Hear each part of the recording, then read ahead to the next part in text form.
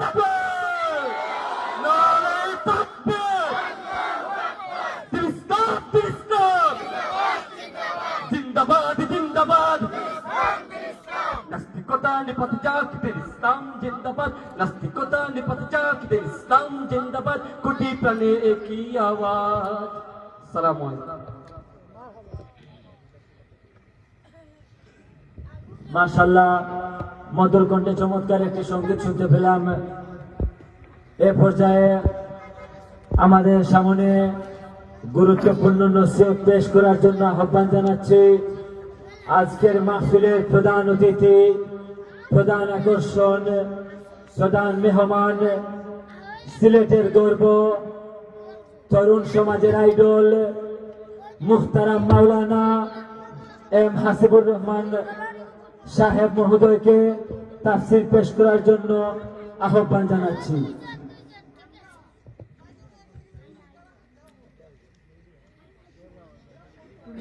السلام عليكم ورحمة الله وبركاته. وعليكم السلام ورحمة الله وبركاته. إن الحمد لله الذي بنعمته تتم الصالحات، الذي علم القرآن وأكرمنا بالإسلام وأنعم علينا بالإيمان. نستغفره ونتوب إليه، وأشهد أن لا إله إلا الله وحده لا شريك له، وأشهد أن سيدنا وسندنا وحبيبنا وطبيبنا وطبيب أرواحنا محمدا عبد الله ورسوله، أرسله بالحق بشيرا ونذيرا وداعيا إلى الله بإذنه وسراجا منيرا.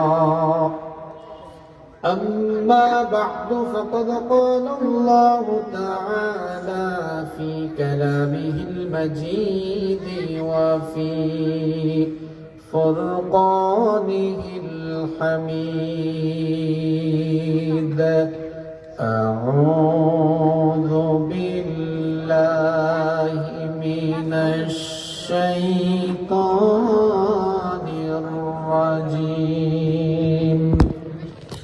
بسم الله الرحمن الرحيم. إن الله وملائكته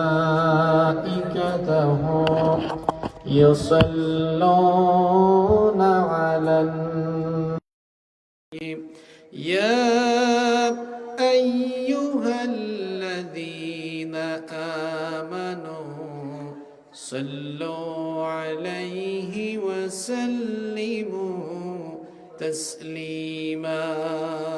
اللهم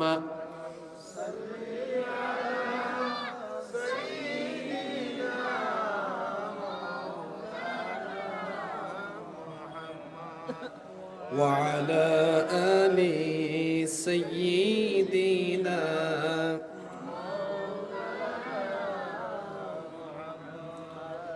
नहीं दो जहां में मिसाले मोहम्मद,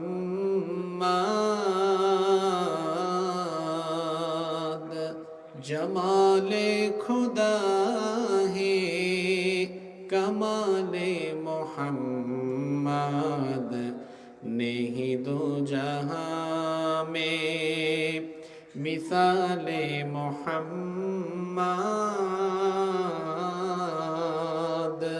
जमाले खुदा है कमाले मोहम्मद हृदय मोहम्मद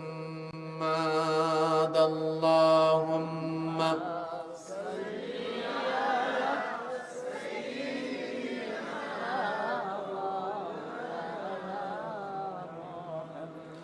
وعلى آله سيدنا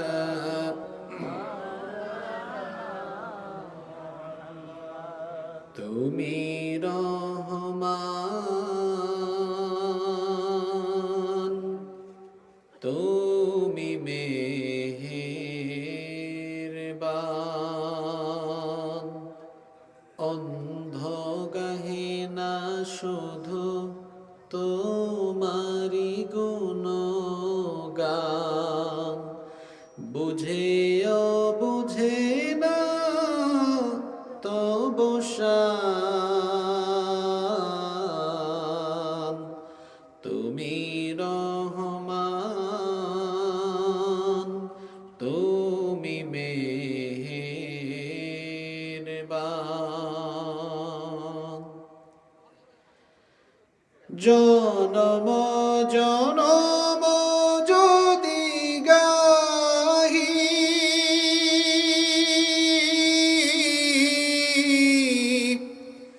তোমারি মহিমা গাওয়া শেষ হবে নাহি জনম জনম যদি গাহি তোমারি মহিমা গাওয়া শেষ হবে নাহি ভরে অভরে না যেন সাহারায় প্রাণ তুমি রহমান তুমি মেহেরবান তোমারি করুণা ঘেরা সারা দুনিয়া সে কথা ভাবে না শুধু বধির হিয়া তোমারি করুণা ঘেরা সারা দুনিয়া সে কথা ভাবে না শুধু বধির হিয়া অশেষ অসীম অনুপম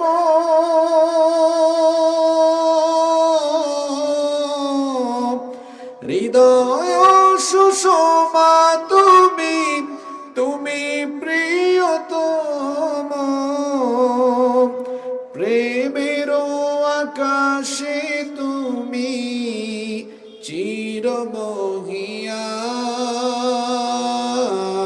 চিরমহিয়ান তুমি রহমান তুমি মেহেরবান কখনো তোমারে যদি ভুলি হেদায়াতের আলো জেলে নিয় কাছে তুলি ঠাই দিও প্রিয়তম ও গো দয়াবান তুমি রহমান তুমি মেহেরবান অন্ধ গাহে না শুধু তোমারি গুণগান বুঝেও বুঝে না তবু শান তুমি রহমান তুমি মেহেরবান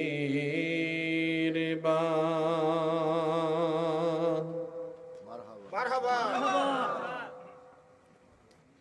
প্রাকৃতিক সৌন্দর্যের নৈসর্গিক লীলাভূমি এবং চায়ের ভূমি নামে খ্যাত মৌলভীবাজার জেলার কুলাউড়া উপজেলায় অবস্থিত ভৈরবগঞ্জ বাজার ইসলামী সমাজ কল্যাণ পরিষদের উদ্যোগে আয়োজিত আজকের এই 10ম বার্ষিক তফসিরুল কোরআন মাহফিলের সমাপনী অধিবেশনের মোহতারাম শ্রদ্ধাভাজন সভাপতি, উপস্থিত অত্র সমাজ কল্যাণ পরিষদের সাবেক এবং বর্তমান দায়িত্বশীল বৃন্দ, উপস্থিত অত্র এলাকার গণ্যমান্য এবং বিশিষ্ট ব্যক্তিবর্গ, উপস্থিত আকাশের তারকা সমতুল্য শ্রদ্ধাভাজন উলামা ইকেরাম, মাহফিলে এসেছেন বিভিন্ন মসজিদের খুতাবা এবং আইম্মা ইকেরাম,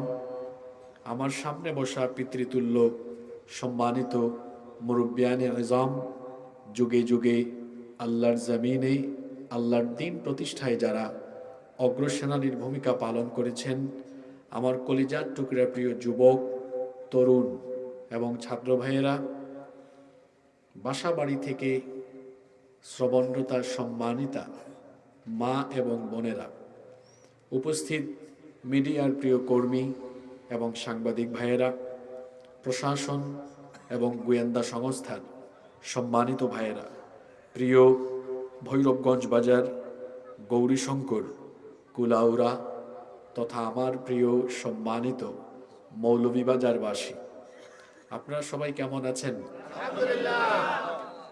আলহামদুলিল্লাহ। আমাদের সবাইকে সুস্থতার সাথে বাঁচিয়ে রেখে আজকের এই সুন্দর, বরকতময়, নান্দনিক এবং জান্নাতি এই আয়োজনে আমাদেরকে সামিল হওয়ার তৌফিক যিনি দান করেছেন, গলার আওয়াজ বড় করে সবাই বলেন তো তিনি কে? সেই মহান রবের দরবারে হৃদয়ের সবটুকু ভালোবাসা, আবেগ, অনুভূতিকে উজাড় করে দিয়ে খুশি মনে প্রাণবন্ত আওয়াজে উচ্চ কণ্ঠে কালিমাতুশ শুকর আদায় করে আমরা সকলেই পড়ছি আলহামদুলিল্লাহ। অসংখ্য অগণিত দুরুদ এবং সালাম পেশ করছি সর্বকালের, সর্বযুগের সর্বশ্রেষ্ঠ মহামানব নবিয়ুনা ওয়া সাইয়্যিদুনা ওয়া কুদওয়াতুনা মুহাম্মাদুর রাসূলুল্লাহ। আমরা সবাই বলি সাল্লাল্লাহু আলাইহি ওয়াসাল্লামের প্রতি, যাকে আল্লাহ তাআলা আমাদের হেদায়াতের জন্য পাঠিয়েছেন।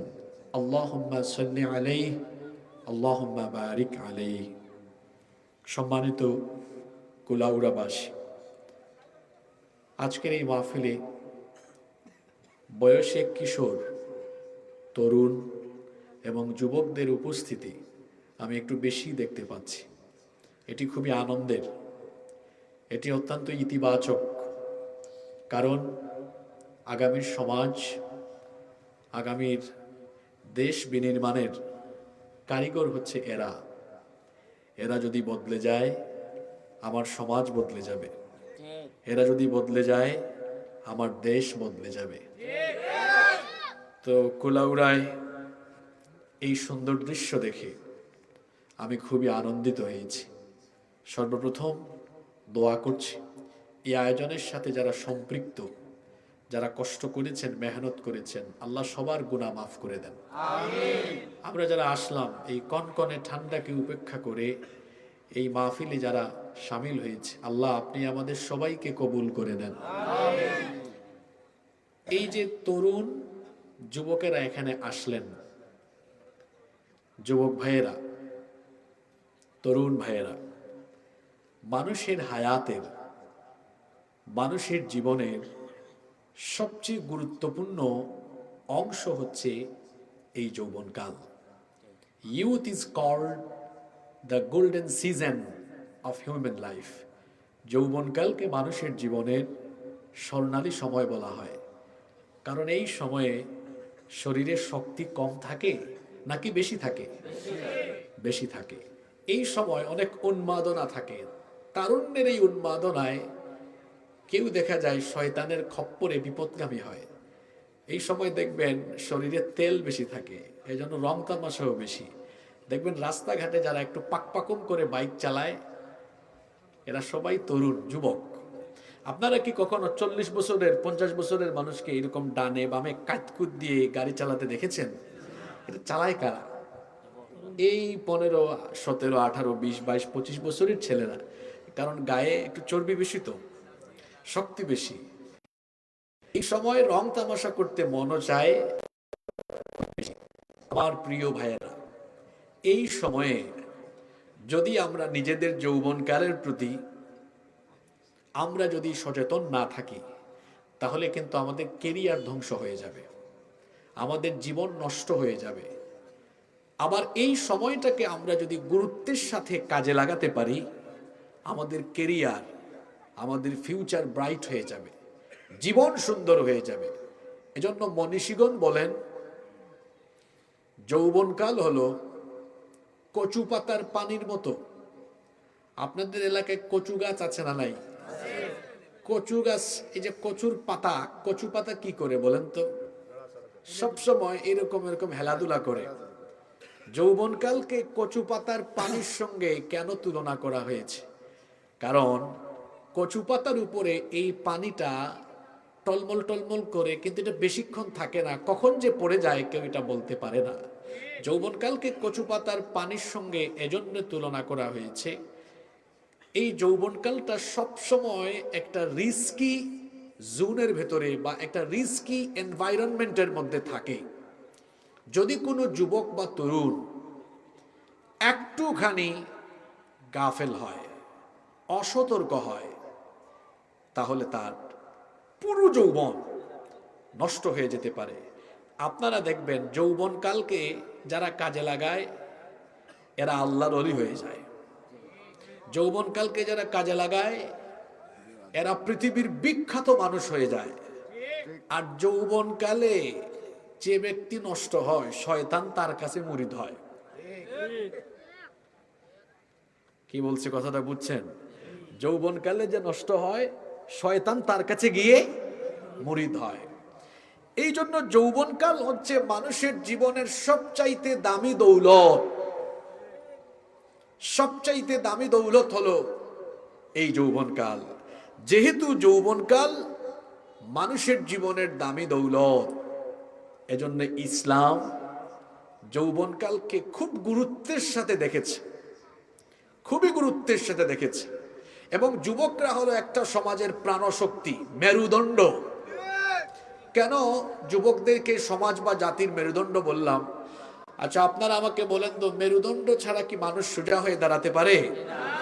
মেরুদণ্ড ছাড়া যেমন একজন মানুষ সোজা হয়ে দাঁড়াতে পারে না, ঠিক তেমনি কোনো জাতির যুবকরা যদি পথভ্রষ্ট থাকে, ঘুমের মধ্যে থাকে, এই জাতি কোনোদিনও মাথা উঁচু করে পৃথিবীর বুকে দাঁড়াতে পারে না। আর পৃথিবীর ইতিহাসে যতগুলো বিপ্লব সফলতার মুখ দেখেছে, প্রতিটা বিপ্লবে যুবকদের ত্যাগ, কুরবানি আর রক্ত ছিল। যুবকদের রক্তের উপর দিয়ে বিপ্লবগুলো সফল হয়েছে। সেই চীন বিপ্লব, ফরাসি বিপ্লব থেকে নিয়ে শুরু করে, আপনি যদি এই সাবকন্টিনেন্ট, আমাদের এই ভারতীয় উপমহাদেশ, এর প্রতিটি সংগ্রামকে নিয়ে যদি আপনি পর্যালোচনা করেন, তো দেখবেন 47, 52, 69, 71, 24 প্রতিটি বিপ্লবে যুবকরা ছিল সম্মুখ সারিতে। আবার যদি ইসলামী সবগুলো সভ্যতার বিজয় দেখেন, তো দেখবেন সেখানে যুবকদের ডেডিকেশন সবচেয়ে বেশি। বদর, ওহুদ, খায়বার, খন্দক, পরবর্তীকালে খোলাফায়ে রাশেদার আমল, বড় বড় যুদ্ধ, দিক বিদিক বিজয়ে যারা রক্তের সাগর আর নদী প্রবাহিত করে, রক্তের নদী আর সাগর সাঁতরায়া সাঁতরায়া এক হাতে কালেমার ঝান্ডা, অন্য হাতে তলোয়ার নিয়ে যারা অবিরাম গতিতে ছুটে চলেছে, তারা আর কেউ নয়, তারা হচ্ছে মুসলিম উম্মার তরুণ আর যুবকেরা। তরুণ যুবকরা ইতিহাস পাল্টায়, সভ্যতা পাল্টায়। তরুণ আর যুবকেরা ইতিহাসকে অদল বদল করে দেয়। যা মানুষের ভাবনার বাহিরে, সেটা যুবকরা কম দেখা যায় বাস্তবতায় নিয়ে আসে, যা অসম্ভব যুবকরা সেটাকে সম্ভব করে তুলে। আপনারা দেখেন নাই আমাদের দেশে গত 17 বছরে রাবেয়া বসুরি জাতির ঘাড়ে এমন ভাবে চেপে বসেছিল, মুরব্বীরা ভেবেছিল এই বুঝা কি করে যে লাঘব হবে আমরা জানি না। হাই হুতাশ আর হাই হুতাশ। জেন জি যখন নামলো তারা বলল যতক্ষণ নাই রাবেয়া বসুরিকে তাড়াবো থামবো না। দেখা গেল রাবেয়া বসুরির সব গুলি বুলেট যুবকদের বুকের উপর চালায়াও। কি সাংঘাতিক ছেলে পেলে এরা, এদেরকে ক্ষান্ত করা যায় না। যত গুলি ছোড়া হয় এদের তেজ যেন আরো তত বেশি বেড়ে যায়। যুবকরা হলো বারুদের মতো, এরা তুফানের মতো। তুফান আসলে বৈশাখ মাসে যেমন গাছের ডালপালা ভেঙে যায়, যুবকরা যখন কোন দিকে ঐক্যবদ্ধভাবে ছুটে যায় তখন সেই জাতির হয় উত্থান নইলে পতন হয়ে যায়। এজন্য যুবকদেরকে আমি বলি এরা টর্নেডো, এরা সাইক্লোন, এরা তুফান, এরা নদীর স্রোত। নদীর স্রোতের সামনে আসলে কিচ্ছু থাকবে, সব ভেসে যাবে। যুবকরা যেদিকে যায় সেই দিক পরিবর্তন হয়ে যায়। আজকের মাহফিলে যুবকদেরকে দেখে আমি বড় খুশি হয়েছি। এটা সব জায়গায় এরকম দেখা যায় না। যুবকরা কোরআনের দিকে, হাদিসের দিকে, ইসলামের দিকে ধাবিত হচ্ছে। তার মানে হলো যুবকরা এই বাংলাদেশকে একটি দ্বীনের বাংলাদেশ, ইসলামের বাংলাদেশ হিসাবে দেখতে চাচ্ছে। যৌবনকাল এটা যেহেতু মানুষের জীবনের সবচেয়ে দামি দৌলত, এই জন্য এই যৌবনকালের বয়সের প্রতি ইসলাম খুব গুরুত্ব দিয়েছে। এমনকি স্বয়ং নবী করিম সাল্লাল্লাহু আলাইহি ওয়াসাল্লাম যুবকদেরকে অত্যন্ত ভালোবাসতেন, খুবই মহব্বত করতেন। সুবহানাল্লাহ পড়বেন না? তরুণদেরকে, যুবকদেরকে আল্লাহর নবী বড় মহব্বত করতেন, যুবকদেরকে আল্লাহর নবী বড় ভালোবাসতেন। একবার এক সমাবেশে আল্লাহর নবী বক্তৃতা করছেন, বয়সে খুব অল্প বয়সী এক তরুণ, একজন যুবক সাহাবী সমাবেশ স্থলে জায়গা পেলেন না, পেছনে তিনি দাঁড়িয়ে আছেন। আল্লাহর নবী বক্তৃতা দেওয়াকালীন এই দৃশ্যটা দেখলেন, দেখার পরে বললেন, সাহাবী তুমি দাঁড়িয়ে আছো কেন? ওই সাহাবী তখন বললেন, ওগো আল্লাহর নবী, বসার মতো কোনো স্পেস না পেয়ে আমি দাঁড়িয়ে আছি। এই কথা শোনা মাত্র রাহমাতাল লিল আলামিন তার গায়ের চাদর মুবারক ওই যুবক সাহাবীর দিকে নিক্ষেপ করলেন। এই যুবক সাহাবীর নাম হচ্ছে জারির রাদিয়াল্লাহু আনহু। আল্লাহর নবী তার নিজের চাদর মুবারক এইভাবে ছুঁড়ে মারলেন। এরপরে বললেন, জারির জায়গা পাও নাই তো কি হয়েছে? কি হয়েছে? আমি আমার নিজের চাদরটা দিলাম, আমার চাদরটা বিছিয়ে তুমি চাদরের উপরে বসে যাও। আল্লাহু আকবার। জারির রাদিয়াল্লাহু আনহু নবীজির চাদরখানা মাটিতে কি আর বিছাবেন, আল্লাহর নবীর চাদর মুবারককে বুকের সাথে জড়িয়ে ধরলেন, বারবার বারবার সেই চাদর মুবারককে চুমু খেতে লাগলেন। কারণ এই চাদরের সাথে তো আমার নবীর বরকতময় শরীরের একটা স্পর্শ আছে। এই জন্য বারবার তার মুখের সামনে নিয়ে পাগলের মতো চুমু খাচ্ছিলেন। আল্লাহর নবীকে তিনি বললেন, ওগো আল্লাহর নবী, আল্লাহর পরেই হলো আপনার মর্যাদা, আপনার চাদরের উপরে আমার মতো ক্ষুদ্র জারির কি করে বসতে পারে বলেন? চাদরখানা যেহেতু আমার কাছে পেয়েছি, জীবনের জন্য একটা সুযোগ পেয়েছি, এই জন্য বারবার বারবার চুমু খেয়ে খেয়ে চাদর থেকে আপনার শরীরের ঘ্রাণটা আমি নিচ্ছিলাম। সুবহানাল্লাহ। আল্লাহর নবীকে তিনি বললেন, আকরামাকাল্লাহ কামা আকরামতানি ইয়া রাসূলুল্লাহ।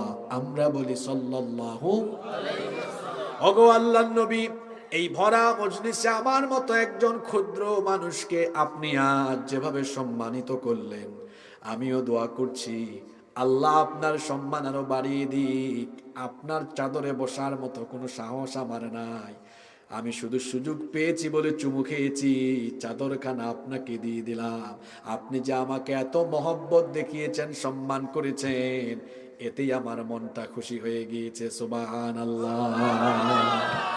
আপনার যুবক ভাইয়েরা, আপনারা মনোযোগী আছেন তো? চিন্তা করেন তো, আল্লাহ নবী চাদর দিয়ে দিয়েছেন, তাহলে ভালোবাসা কম ছিল না বেশি ছিল? রসুল আমার ভালোবাসা, রসুল আমার আলো আশা, রসুল আমার প্রেম বিরহের মূল আলোচনা, রসুল আমার কাজে কর্মে অনুপ্রেরণা। আমরাও আপনাকে ভালোবাসি ইয়া রাসূলুল্লাহ সাল্লাল্লাহু। আপনার জন্য আমাদের জান কুরবান হয়ে যাক, বলেন আমিন। তিনি যুবকদেরকে ভালোবাসতেন, কারণ এই যৌবনকাল এটা মানুষের জীবনের সবচেয়ে দামি দৌলত। এই বয়সে মানুষের শরীরে শক্তি থাকে অনেক বেশি, এই জন্য বিপদগামী চরিত্র নষ্ট হয়ে যাওয়ার সম্ভাবনা অনেক বেশি। যৌবনকালে যেহেতু মানুষের জীবন সবচেয়ে ঝুঁকির মধ্যে থাকে, আবার এই সময়টা মানুষের জীবনে বড় সম্ভাবনাময় সময়। যেহেতু যৌবনকাল মানুষের জীবনের দামি দৌলত, এজন্য কিয়ামতের ময়দানে প্রত্যেকটি মানুষকে তার যৌবনকালের ব্যাপারে আল্লাহর দরবারে জিজ্ঞাসিত হতে হবে। দেখুন, তিরমিজির বর্ণনায় হাদিস এসেছে, হাদিসের বর্ণনাকারী সাহাবী হচ্ছেন আব্দুল্লাহ ইবনে মাসউদ রাদিয়াল্লাহু আনহু। তিনি বলছেন, নবী করিম সাল্লাল্লাহু আলাইহি ওয়াসাল্লাম বলেছেন, লা তাজুলু কদমা ইবনি আদম মিন ইনদি রাব্বিহি হাত্তা ইউসআলা আন খামসিন। কিয়ামতের দিন 5টি প্রশ্নের জবাব না দিয়ে আল্লাহর কোনো বান্দা এক কদম নড়ারও কোনো সুযোগ পাবে না। 1 নাম্বার প্রশ্ন করা হবে, আন উমরিহি ফিমা আফনাহু, তোমাকে যে এত লম্বা হায়াত দিয়েছে এটা কিভাবে কাটিয়েছো, গোটা জীবনের হিসাব আল্লাহর কাছে দিতে হবে। 2 নাম্বার প্রশ্ন করা হবে, আন শাবাবিহি ফিমা আবলাহু, ও বান্দা তোমাকে যে যৌবনকাল দিয়েছিলাম সেই যৌবনকাল কোথায় কিভাবে কাটিয়েছো? যৌবনকালকে মেয়েদের পেছনে ঘুরঘুর করে কাটিয়েছো, ফেসবুকিং, ইউটিউবিং, টিকটক করে করে, অথবা এই যৌবনকালে রং তামাশা করে করে যৌবন কাটিয়েছো, নাকি আমি আল্লাহর আনুগত্য করে যৌবন কাটিয়েছো? আল্লাহ বলবেন, তোমার যৌবনের হিসাব আমার কাছে দাও। 3 নাম্বার প্রশ্ন করা হবে, ওয়া মালুহু মিন আইনা কাসাবাহু, সম্পদের পাহাড় যে গড়েছো কোন পথে সম্পদ কামাই করেছো আমার কাছে হিসাব দাও। 4র্থ প্রশ্ন আল্লাহ করবেন, ওয়া ফিমা আনফাকাহু, ধন সম্পদ কোথায় কিভাবে ব্যয় করেছো ব্যয়ের একটা হিসাব দাও। 5 নাম্বার প্রশ্ন করা হবে, ওয়া মাযা আমিলা ফিমা আলিমা, যতটুকু জানতে ততটুকু আমল করতে কিনা।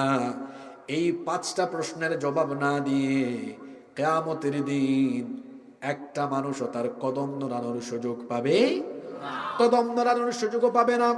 তার মধ্যে একটা গুরুত্বপূর্ণ কোশ্চেন হলো, আল্লাহ বলবেন, আন শাবাবিহি ফিমা আবলাহু, যৌবনকালের হিসাব দাও, কি করেছো যৌবনকালে, যৌবনকালের হিসাব দাও।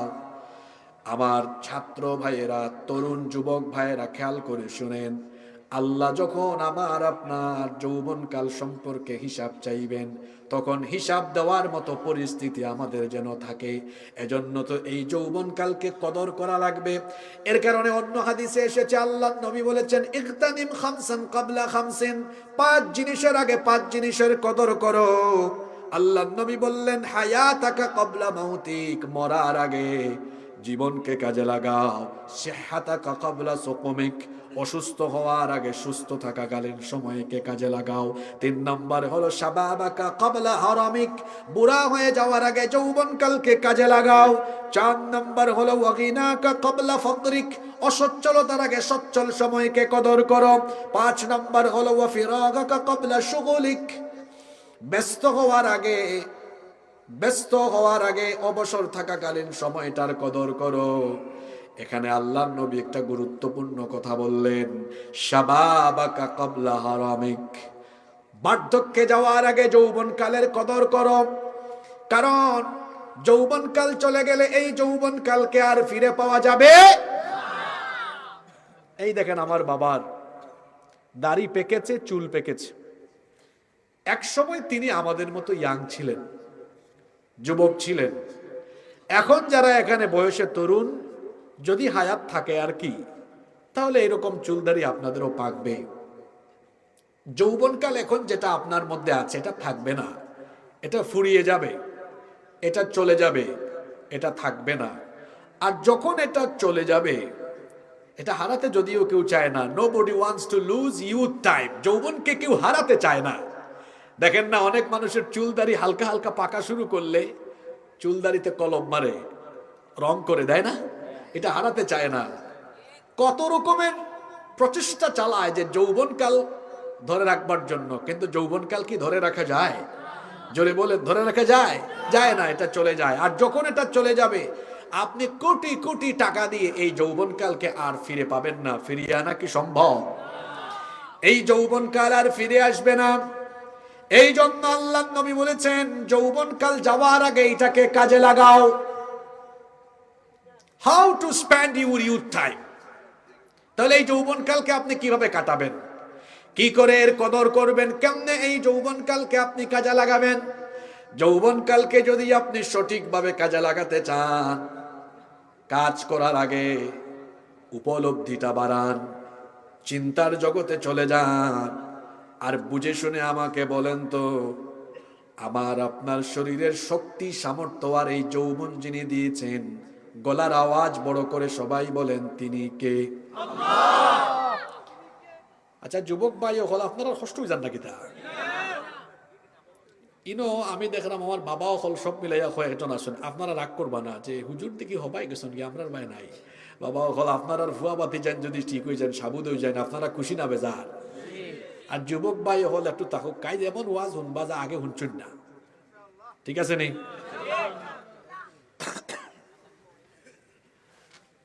তো বলছিলাম যৌবনকাল কিভাবে কাজে লাগাবেন। কাজে লাগানোর জন্য আগে আত্ম উপলব্ধি করেন। সেটা কিভাবে? আগে আপনি এটা বোঝার চেষ্টা করেন যে আমার এই যৌবন দিয়েছেন কে? Keep in your mind, youth is not a gift given by your leader. যৌবন আপনার নেতার দেওয়া গিফট নয়। কথাটা আবার বলছি, যৌবন আপনার নেতার দেওয়া গিফট নয়। তো যৌবন দিছুন খে আপনারা হইবা, হুজুর মাঝে দিন নেতাই না হারাচ্ছেন কেন? কারণ আছে। কারণ নেতা হলে বুড়া মানুষের টার্গেট করে না জোয়ান ফাইন ধরে টার্গেট করে? ও তো লাইন হচ্ছে। কারণ এনোর দৌড়ানির এনার্জি নাই, এই বাইক চালানোর এনার্জি নাই, এর লাগি তারা আগে উতুকায় সব জোয়ান ফাইন বাকরও লিস্ট করো। আমি মাঝে মাঝে তুরা সিলেটি মাতমো, আপনারা বেজার হয়ে যাবানি। আমি মাসও 2-3 দিন সিলেট আমার একটা সুযোগ পাই, ওই সুযোগের আমিও খামো লাগাই। তুরা বেজার হয়ে যান আপনারা না? আপনারা তো সাইন খালি ডাকাইয়া হুজুর হইতা হলা মাত্তা হিলা তো আমরা ভারী। এখন নিজের এলাকার মানুষের সামনে নিজের ভাষায় তুরা তুরা মাথার মাঝে একটা মায়া আছে, মজা আছে। এর লাগি মাঝে মাঝে দেখা যায় যে 1-1.5 ঘন্টার ওয়াজ করলেও তুরা 10-15 মিনিট আমি মাঝে মাঝে মাতিলাই। আপনারা বেজার হইতা না তো? নেতার প্রসঙ্গে হারাইছে এখানে। কারণ নেতা হলে তারা নেতৃত্ব দূরে রাখার লাগে বুড়া মানুষের টুকায় না, তারা জোয়ান ফাইন ধরে টুকায়। টুকাইয়া হকলটিরে দলা করিয়া দেখো কাকিলা লাইন হলে ফকটো 1000-2000 টাকা হারায়। নাইলে পদ পদবীর লুপ দেওয়ায় দিবনে বা সামনে কমিটির পদ, বুঝছেন না? ও তার তামসা করিয়া আর লইয়া গেল গি, লইয়া গিয়া কিতা করলো, অনুকা বাই হল, যুবক বাই হল, অনুকা আমি তো আপনার আল্লাহ খানো, ঠিক না? নেই অসান্তা বুঝবার চেষ্টা করুক কারে বাবাই। এর বাদে কিতা করাইল, বাইকুক লইয়া যাও, খরে দি আর ফিসি দি, সামনে দি আর খরে দি, এবলা আরম্ভ করলো সুডাউন। হে আসলে আপনার তারুণ্য যৌবনের শক্তিরে আপনার আবেগও ফালাইয়া না প্রতারণার জালও ফালাইয়া, হে কিন্তু আপনার এই তরুণ আর যৌবন বয়সের শক্তিরে ব্যবহার করেন, আপনারা ইউজ করেন, আপনি টারু ভাইরা না, আপনারা সামসাল লাগান ব্যবহার করেন। কথাটা শুনতে বাদ লাগে, কিন্তু আসলে বাস্তবতা তো ওটাও। আপনারা সামসাল লাগান কিতা করেন? এখন জুড়ে হৌকা এই যৌবন আল্লাহ দিছেন, কোন নেতা আর নেত্রীর সামসামি করবার লাগে না কিতা? আমি তো আপনার আল্লাহ খান জোয়ান, আমার তো আব্বা ডাকলেও আমার নিতে পারতো না, পয়সা তো দূরের কথা, আব্বা ডাকলেও নিতে পারতো না। এখানে আমার শরীরের যৌবন, শক্তি, সামর্থ্য, গলার আওয়াজ, শরীরে যে ঘাম বারোয়, এই প্রতি ফুটা ঘাম তো মূল্যবান। এই ঘাম, শক্তি, সামর্থ্য, রক্ত ওটা দিচ্ছেন তোমার লাগান নেতা নেত্রীর সামসামি করবার না নেই। আমি অত একবারে বুকার স্বর্গ বসবাস করি না। আমার তারুণ্য, আমার যৌবন, আমার ঘাম, আমার রক্ত, এটা কোনো নেতা নেত্রীর চামচামি করে দিব না। যদি দিতেই হয় তাহলে আল্লাহর জমিনে আল্লাহর দিন কায়েমের জন্য আমার যৌবনকে উৎসর্গ করে দিব।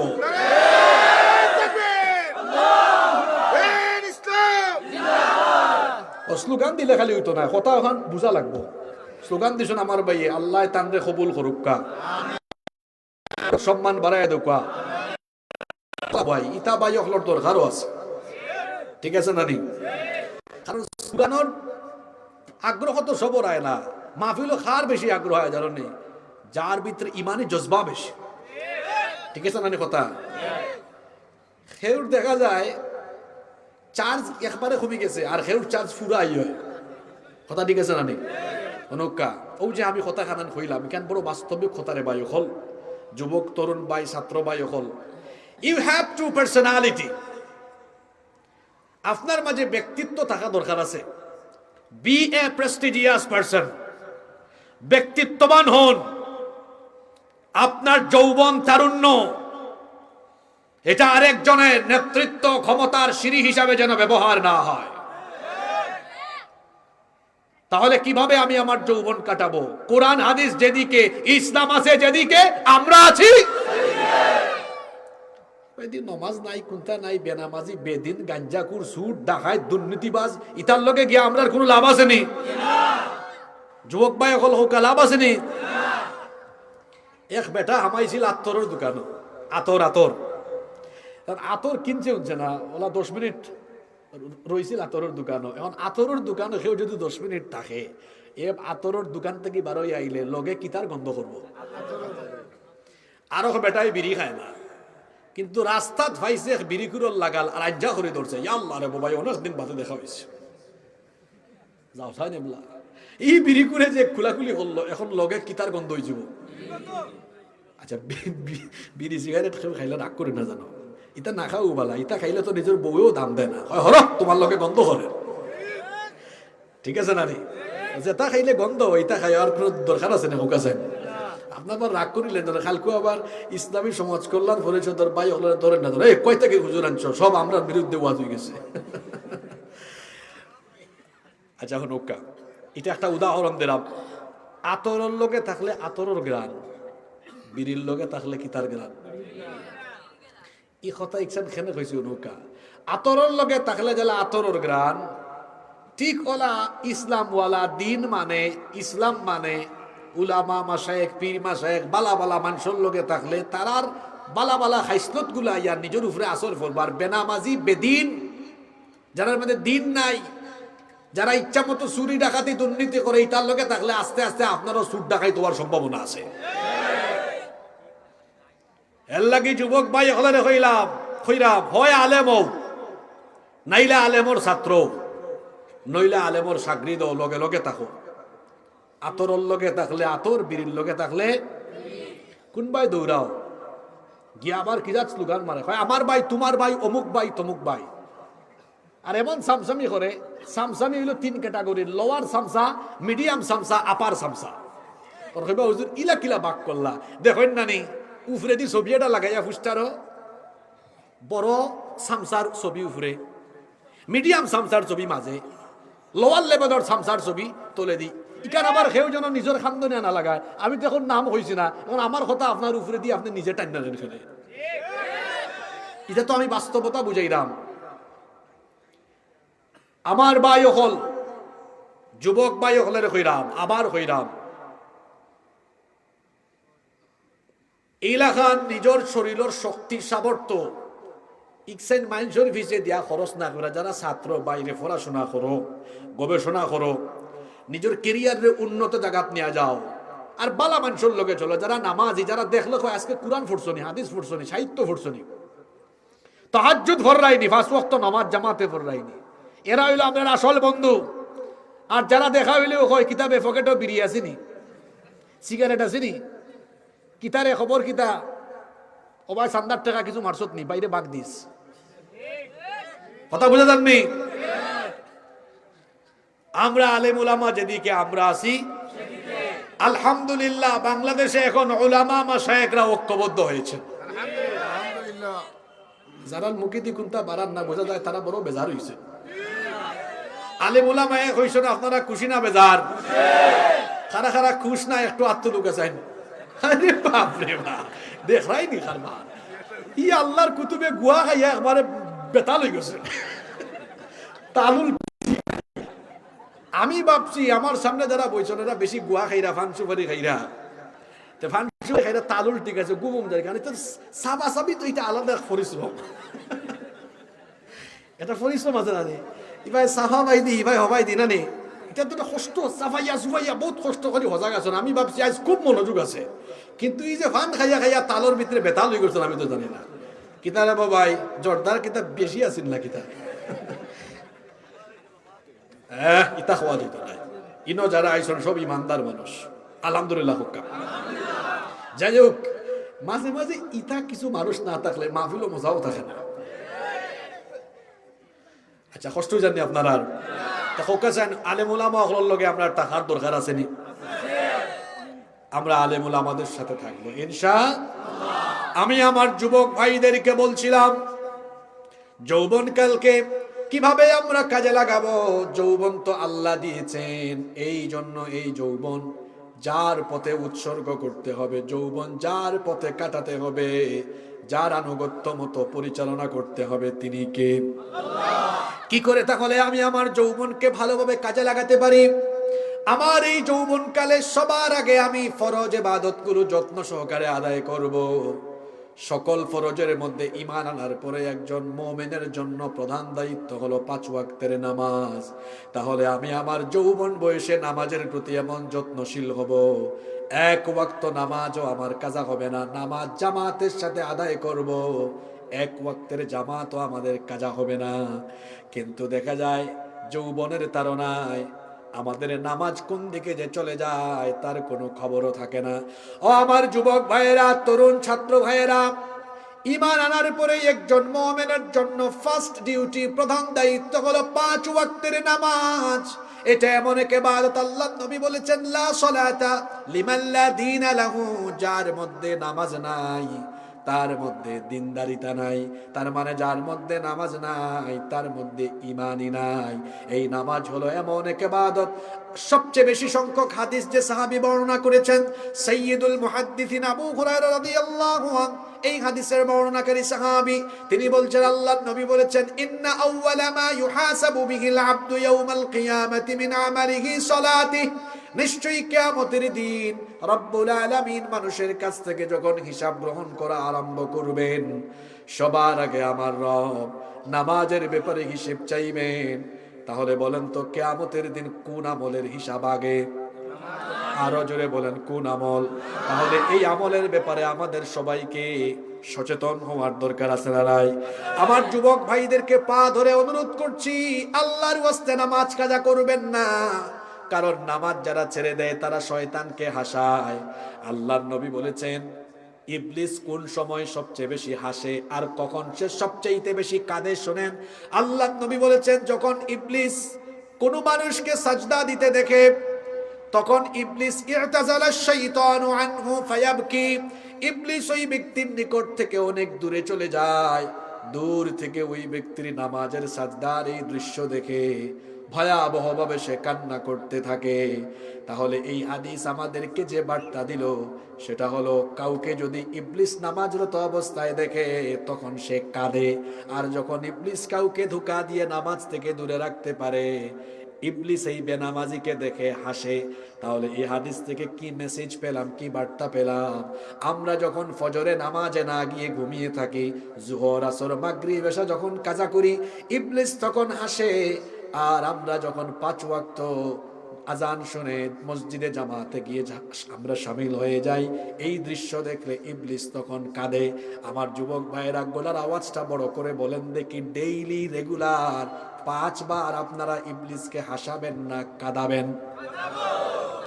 যারা মুখে দি মাত পারন না কিতা মুখ খের হারাই বলিস না কিতা না গুয়া বেশি আমাই গেছে মাত বারণ না, ইবলিস রে আমরা দৈনিক 5 বার আসাইতাম না, খান্দাইতাম। খান্দাইতে হইলে কি তার নমাজ বাদ দিয়া থাকা যাইবনি? খারা খারা নমাজ ছাড়ি দিবা আত্মীয় লোকা। মাশাআল্লাহ, আমরা দেশে ওয়াজ মাহফিল মানুষ বেশি না মসজিদ ও জামাতও মানুষ বেশি? কোন মসজিদে দেখা যায় ফজরের নামাজও ইমাম আর মুয়াজ্জিন আর কেউ নাই। আস্থা পঞ্চায়েতর মানুষে দায়িত্ব দিলাইছেন হুজুর আর মুয়াজ্জিন রে।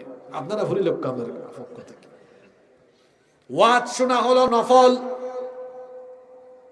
নামাজ আদায় করা হলো ফরজ।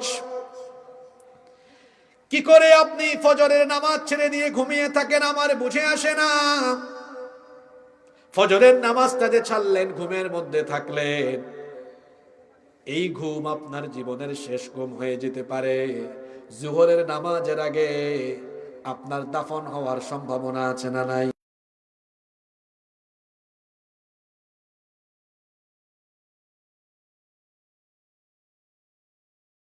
কাজা এমন তো হতে পারে। বুড়া হলে নামাজ পড়বো এমনটা যারা ভাবে, আমি মনে করি তার মাথায় শয়তান পেশাব করে দিয়েছে। শয়তান যদি মগজে পেশাব না করতো তাহলে এমন ভ্রান্তির ভেতরে সে কিভাবে পড়ে থাকে। কারণ পৃথিবীতে আসার সিরিয়াল আছে, কিন্তু পৃথিবী থেকে যাওয়ার কোনো সিরিয়াল। আমার ভাই হাদি পরশুদিন দুনিয়া থেকে চলে গেল, গতকাল তার দাফন হলো, বয়স মাত্র 32।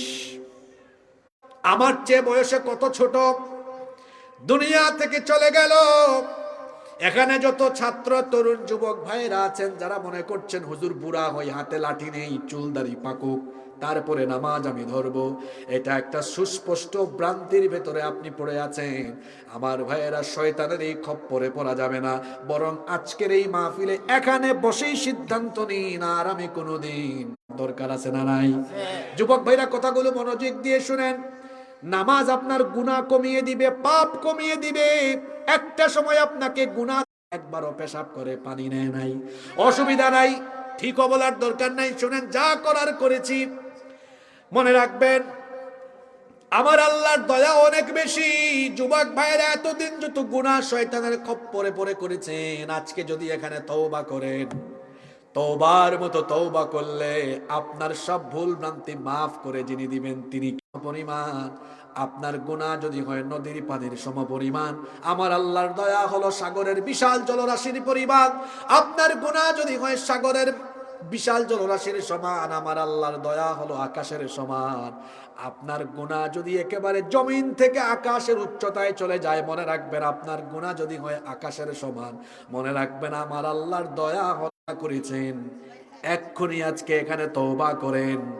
যদি জীবনটাকে পরিবর্তনের সিদ্ধান্ত নিয়ে অনুতপ্ত হয়ে অবনত তৈরি করি, আমরা সিদ্ধান্ত নেই আর কখনো নামাজ ছাড়বো না, বরং নামাজের সামনের কাতারে থাকবো। আমরা সামনের কাতারে দাঁড়িয়ে যাব। 5 ওয়াক্তের নামাজকে আমরা জামাতের সাথে আদায় করব।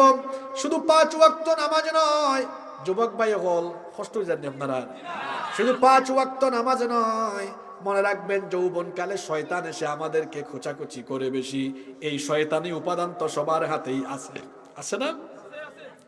এখন কুরবানিতে রাত 3টা-4টা পর্যন্ত তারা মোবাইল ও তাহাজ্জুদ করে। ওয়াইফাই নাই, অঙ্কু তো ওয়াইফাই বার হইছে, ওয়াইফাই এর বাদে ওই যে ডিশ কোনটা আসেন না এর লাগে, তারা হাঞ্জা বাদে এটা বহুত কষ্ট করি রাত 8টা-9টা পর্যন্ত হজাক থাকতা, বড় জোর 10টা বাদে হজাক থাকতা গিলা। বিরক্ত তো, সময় কাটাইবার কোনটা নাই। জি, আরো আগে ঘুমান নানি, ওই দেখো ঘুম ঠিক আছিল করি এখনো চেরা ছবি ঠিক। উত্তরবঙ্গ গত সপ্তাহ গিয়া দেখি এক চাচা আইসন কইরা, আমি কইলাম চাচা আপনার বয়স কত? কই 100। এবই ইয়াং হি ভাই 100 বছরের চাচা ইয়াং, অঙ্কু বয়স হইল 16-17, হে দিনও 8 লাগে। ও ফরিজার এখানে জানার নিতে হয়েছে, এখন তো হও লাগবো একসান হই দিতাম নি, খেনে ইলা হয়েছে। আমি কই খালি ইতারাই তো তার মুখে দি চাইলে হায় রে হায় লাগে। বাংলাদেশও দুর্ভিক্ষ হচ্ছে, কারণ তার গাল দুই খান পাঙ্গিয়া একবারে 8 দিন সিফার ভিতরে আমাইছে ওলাও। তার অবস্থা ইলা হয়েছে কিতার লাগি ইলা হয়েছে, কারণ 24 ঘন্টার মাঝে 16-17 ঘন্টা খালি বাজে জিনিস দেখে, বাজে জিনিস কুম্বাই আছে ওটা তুকায়, রাত 3টা-4টা পর্যন্ত হজাক থাকে, ঘুমায় না। তার শরীরের সব যৌবনতা করি করি নষ্ট হয়ে যা, রাত 3টা 4টা পর্যন্ত মোবাইল আর ইন্টারনেটের অপব্যবহার কইরা হে তার যৌবন নষ্ট কইরা জিনার সাগরও ডুব দিছে দেখিয়া বিয়ার আগে উতার ব্যাটারি ফিউজ আশ্রায় জোয়ান ভাইতে আশ্রায় কথা একসান মিশা না হাসা যে ভদ্র ফাইল আবার স্বীকারও করি নাই তারা। আমার ভাই হল বুঝাইয়া কইরাম, আমরা উত্তরে ভাই পড়ালেখা করছি, মোবাইল ল্যাপটপ সবটা ওই ব্যবহার করছি, এটা ব্যবহার করা হারাম নাই, কিন্তু একটা লিমিট থাকা দরকার, একটা লিমিট থাকা লাগবো না নি। ই তো আনলিমিটেড হয়ে যা, ফরার টাইমে ফরা, ঘুমের টাইমে ঘুম, রাইত 11টার বাদে মোবাইল এটা এত থাকার দরকার আছে না? 11টা এখানে আমি তো কইমু এসার বাদেও দরকার নাই। মোবাইল চার্জ দিবা এটা তাতে 2-3 দিন যায়, অত বেশি মোবাইল ব্যবহার করার তো দরকার নাই। এখন কুর ফোনতে দেখবা অনলাইনে তারা জুয়া খেলে, আগে আসিল বাসর জারর চিফা চাফাই জুয়া খেলতা লুকাইয়া লুকাইয়া, অঙ্কু আর লুকাইয়া নাই, ঘরের ভিতরে অনলাইন জুয়া। ইতা চাচা হলে ইতা হুয়াজ বুঝরা না, যারা বুঝার হেরা ঠিকও বুঝেন, বলে হুজুরে থেকে হক পলতা জানানে মানে কিতা অনলাইন জুয়া আছে না এখন, মামলাও আছে, পাবজি পাবজি কিতা কিতি বার হইছে অঙ্কু, ফ্রি ফায়ার। আমি এক জায়গাত মাহফিল গেছি, তো একবারে তুই গেছন হুজুর বাক্কা কষ্ট করে আইসন রেস্ট লুকা, এখন হুনরাম মারো ফায়ার ফায়ার, আরো তো এই সময় রাবে বছরের টাইম, আমি কই হায় রে হায়, আইজ স্টেজে উঠার আগে আমি ফায়ার। তাড়াতাড়ি কমিটির বাইরে ফোন দিছি, ভাই আপনি কয়, বলে কিতা হইছে, বলে সকালাও ফায়ার হয়েছে, আওয়াজ কইরা হুজুর ফায়ার কোম্পানি দি, বলে বাইরে পরিবেশ তো এমনিও বলা নাই, যে রিস্ক লইয়া মাহফিল হয়, একটা সময় আসেন না বাংলাদেশে বড় রিস্ক লইয়া মাহফিলও যাওয়া লাগতো, বাইরে পরিবেশ সুবিধা দেখলাম না, সাইডো ভাই আওয়াজ শুনতাম ফায়ার ফায়ার, কুম্বাই ফায়ার হইতো, হুজুর বুঝছি ই ফায়ার আমার গরো, হইলাম আপনার গরো কিতা জিনিস আছে, মেশিনিটা কিতা লাইসেন্স করা নেই, না হুজুর আমার ভুয়া লাগার মুখ কম্পিউটার ফ্রি ফায়ার করে। আমি কই হায় রে হায়, আপনারা আশীর্বাদ লাগে কইরাম না, ইলা বহুত পরিবারও আছে না নাই? তরুণ যুবক ছাত্র ভাইদেরকে বলবো, মোবাইল আর ইন্টারনেটের অপব্যবহার বন্ধ করেন। এই বয়সটা হলো বড় গুরুত্বপূর্ণ সময়, গুরুত্বপূর্ণ বয়স।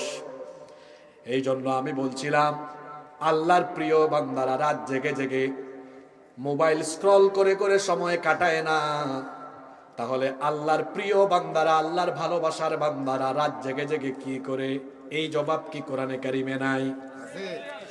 কোরআনে কারিমের 25 নম্বর সূরা সূরা ফুরকানে আল্লাহ বলেছেন, আমার প্রিয় জান্নাতি বান্দারা রাতের বেলার আমল কি করে শোনো। আল্লাহ বলছেন, ওয়া ইবাদুর রহমানিল্লাযীনা ইয়ামশুনা আলাল আরদি হাওনা ওয়া ইযা খাতাবাহুমুল জাহিলুনা ক্বালু সালামা ওয়াল্লাযীনা ইয়াবিতুনা লিরাব্বিহিম সুজদাও ওয়া কিয়ামা। আমার প্রিয় বান্দারা শেষ রাতে রুকু সাজদা দিয়ে দিয়ে তাহাজ্জুদের জায়নামাজে থেকে থেকে থেকে থেকে রাত কাটায়, তাহলে আল্লাহর ভালোবাসার বান্দারা রাত জেগে মোবাইল চালায় না, রাত জেগে তারা তাহাজ্জুদ আদায় করে। রাতের আধারে যারা সেজদাতে রয়, দু চোখের অশ্রুতে নদী যেন বয়। রাতের আধারে যারা সেজদাতে রয়, দু চোখের অশ্রুতে নদী যেন বয়। ছলনার হাত ছানি তাহাজ্জুদের বয়স, আমরার দেশ নমাজ বারে বুড়া হইলে, ঠিক আছে না কথা? নৌকা এই সময় রুকু হায় হায় দেওয়া যান না, খমর সোজা করান না, সেজদাও ঠিকঠাক মতো দেওয়া যান না, কারণ এই সময় বুড়া হয়ে গেছে। যখন জুয়ান আসলো, তরুণ আসলো, এই সময় পার্টস সব এখন অকেজু না, ঠিক আছে? যৌবন বয়সের ইবাদতের দাম বেশি, এই জন্য যৌবন কালে যারা আল্লাহর ইবাদতে কাটায় এদের মর্যাদাও কিয়ামতের দিন অনেক বেশি। বুখারী, মুসলিম, তিরমিজি, নাসাই বিখ্যাত হাদিসের কমপক্ষে 5-6টা গ্রন্থে এই হাদিস এসেছে। আল্লাহর নবী বলেছেন, কিয়ামতের ময়দানে যখন সকল মানুষ আল্লাহর সামনে একত্রিত হবে, সেই দিন সূর্য মানুষের মাথার একেবারে নিকটবর্তী হয়ে যাবে। গোটা হাসরের ময়দান তামায় পরিণত হয়ে যাবে, গাছপালা বৃক্ষরাজি কিছুই থাকবে না, আল্লাহর আরশে আজিমের ছায়া ছাড়া সেই দিন আর কোনো ছায়া থাকবে না। সাবাতুন ইউযিল্লুহুমুল্লাহু ফি যিল্লিহি ইয়াওমা লা যিল্লা ইল্লা যিল্লুহু, 7 শ্রেণীর মানুষকে সেই দিন আল্লাহ তাআলা দয়া করে তার আরশে আজিমের ছায়ার নিচে জায়গা দিবেন। এর মধ্যে এক শ্রেণীর মানুষ হলো ওয়াশাবুন নাশাআ ফি ইবাদাতিল্লাহ, ওই যুবকেরা যারা তাদের যৌবনকাল আল্লাহর ইবাদতে কাটিয়েছে, আল্লাহর আনুগত্যের পথে কাটিয়েছে, এই যুবকদেরকে কিয়ামতের দিন আরশে আজিমের ছায়ার নিচে যিনি জায়গা দিবেন তিনি কে? কুলাউড়ার যুবক তরুণেরা কি আল্লাহর আরশে আজিমের ছায়ার নিচে জায়গা পেতে চায় না? কথা আওয়াজে হইবনি। কুলাউড়ার যুবকেরা কি আল্লাহর আরশে আজিমের ছায়ার নিচে জায়গা পেতে চায় না?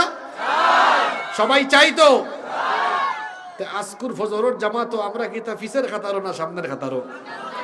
সাল্লাত কায়েম করো, সাল্লাত কায়েম করো, হবে সম্মানী তুমি, হবে জান্নাতি তুমি, দেবে কাল হাসরে শীতল ছায়া আরশে আযীম, রব্বিয়াল আলা রব্বিয়াল আযীম। আমার বাবাও হল, ভাইও হল, বাড়ির থেকে মা বই নহল, নমাজ ছাড়বা না। বেটিন তো আমরা থেকে আরো ব্যস্ত, আমরা তো আজাইরা হেরার খাম তো বেশি, তারা নমাজ খালি দিতে আউয়া লক্ত নাই। আই রে হাই বেটিনতে খাম করতে করতে জোরের নমাজ পড়েন 3:30টার সময়, আসেনি না? আমার মা বোন হলরে কইলাম এটা গরর খাম 12টার আগে আটাইবা, আউয়া লক্ত নমাজ পড়বা। এখন দেখা যায় যে দান খাটে হে আরো বেশি ব্যস্ত, ফজর তো আল পাওয়া যাইব কিন্তু নমাজও যাইত নাই, নমাজ ভরিয়া আল পাওয়া যাইবা, চাষাবাদও খামো বরকত দিবা খে। যত ছাত্র ভাই হল আছেন ফজরের নমাজ আদায় করিয়া ফরাত বইবা, ইলিম বাড়াই দিবা খে। এশার নামাজের সময় জমাতো যায় না, একলা একলা ফুরিলাই হয়, জমাতো গেলে তো আধা ঘন্টা লেট, প্রশ্ন একটা ইকতাম পার মি টাইমে না, ও মারিচ্ছে শয়তানে ফিং।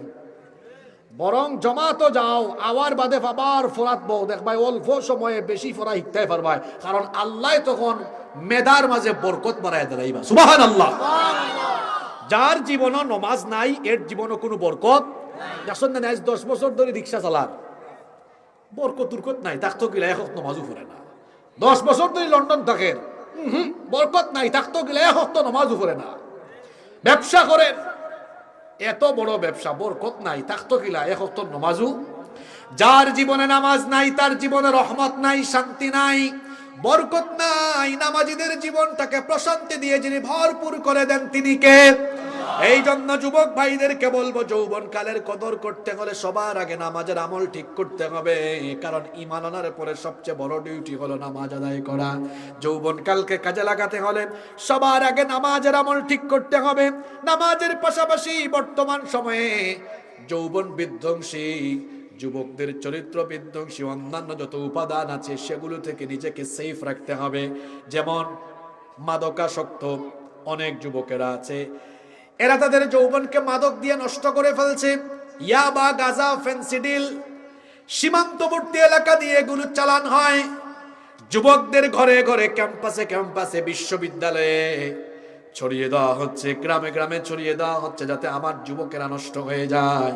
যুবক ভাইদেরকে বলবো, মাদকের সাথে আমাদের কোনো সম্পর্ক, মাদক থেকে আমরা আমাদেরকে হেফাজত করব, কারণ যারা মাদক গ্রহণ করে এদেরকে আল্লাহ লানত দিয়েছেন, রাসূল লানত দিয়েছেন। এবং মাদকাসক্ত লোক যারা মাদক গ্রহণ করে এরা শয়তানি কাজের সাথে সম্পৃক্ত, কারণ আল্লাহ সূরা মাঈদায় বলেছেন, ইন্নামাল খামরু ওয়াল মাইসিরু ওয়াল আনসাবু ওয়াল আজলামু রিজসুম মিন আমালিশ শাইতান। নিশ্চয়ই মদ, জুয়া, এই যে মাদক, জুয়া, ভাগ্য নির্ণায়ক তীর, ভাস্কর্য, প্রতিমা, আল্লাহ বলেছেন এগুলো হলো রিজসুম মিন আমালিশ শাইতান, এগুলো হলো শয়তানি কাজ। এজন্য আমার কলিজার টুকরা ভাইদেরকে বলবো, মাদকের সাথে আমাদের কোনো সম্পর্ক, শুধু মাদক নয়, অন্যান্য যে চরিত্র বিধ্বংসী উপাদান আছে, বিশেষ করে আমি তথ্য প্রযুক্তির কথা বলবো। প্রযুক্তি আমাদের হাতের কাছে থাকায় এই প্রযুক্তির অপব্যবহারের ফলে আমাদের যৌবন চরিত্র নষ্ট হয়ে যাওয়ার সম্ভাবনা কম না বেশি? ফেসবুক চালাবো, ইউটিউবও দেখবো, কিন্তু সেখানে যেন আমরা আজে বাজে জিনিস না দেখি, আজে বাজে কাজ না করি। আমার ভাইয়েরা মাথায় সব সময় রাখবেন, আমার আপনার অন্তরের খবর জানেন কে? কেউ যেটা দেখে না সেটা আল্লাহ দেখেন, কেউ যেটা শুনে না সেটা আল্লাহ শুনেন। এই যে বাড়িতে আপনি রাতের বেলা দরজা বন্ধ করে দিয়ে মোবাইলটা হাতে নিয়ে ওয়াইফাই কানেকশন দিয়ে অথবা আপনার মোবাইলের ডাটা কানেকশন দিয়ে আপনি ইউটিউবে গিয়ে গুগল শরীফে ঢুকে আজে বাজে ভিডিও দেখা আরম্ভ করলেন, আপনি ভাবছেন আপনার বাবা দেখে না, মা জানে না, পরিবারের কেউ জানে না, কিন্তু আমার ভাইয়েরা একাকী নীরবে নিবৃতে আপনি যা করছেন, যা দেখছেন, সবকিছু যিনি দেখেন এবং শোনেন তিনি কে? সে আল্লাহকে ভয় করুন। আমি এক বাক্যে বুঝিয়ে দেই, যৌবনকালে চারপাশে তো গুনাহ, সামনে গুনাহ, পিছনে গুনাহ, ডানে গুনাহ, বামে গুনাহ, গুনাহের তো উপাদান। তাহলে এই সমাজে আমি আমার যৌবনকে কেমনে হেফাজত করব? আমাকে আপনাকে যৌবন হেফাজতের জন্য বাইম মাছের মতো হয়ে যেতে হবে। কি জাত মাছ? আমরা সিলেটি ভাষায় কই বাইং মাছ। ম ফালাই দিছি আমরা, 19 কাল লাগাইছি বাইং মাছ। খাল বিলও খাওয়া যায় না নি। বাইং মাছ থাকে কি তার ভিতরে? মাতুন না খানে ফেকর ভিতরে, ফেক সিলেটি ভাষায় কই দিলাম, ফেকর ভিতরে দেখে না নি। ফুটি মাছ ছিলেন নি আপনারা? ফুটি মাছ খোলের ভিতরে রাখলে দেখবা তারপরেও কিছু কিছু ময়লা উইলা তার শরীরত দেখা যায়, কিন্তু বাইম মাছ 2 হাত ফেকর ভিতরে। ইটারে বাকইরা খালি খোলত রেখা দেখবা, না সাঙ্গার মাঝে, সাঙ্গা চিনুন আপনারা, সাঙ্গার মাঝে রেখা দেখবা হক্কা চাইন তার শরীর কোনো খাদা কোনো ফেক আছে নি? চিন্তা করুক কাছান আসিল কোনানো ফেকর ভিতরে, কিন্তু তার শরীরে কোনো ফেক। আমি এই বাইক মাছের কথা আনছি এখানে।